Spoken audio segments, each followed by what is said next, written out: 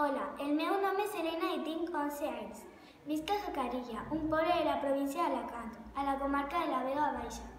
Estic ací per a recomanar el llibre Aitana investigadora privada, que és de l'editorial Bromera i ha sigut escrit per David de Balón.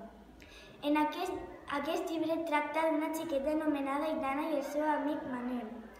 Viuen en el poble de Xàtiva i en aquest poble ocorreix una cosa molt estranya.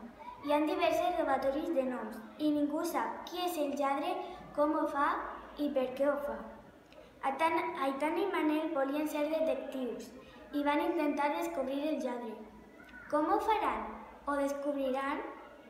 Aquest llibre m'ha agradat molt i ha sigut molt interessant.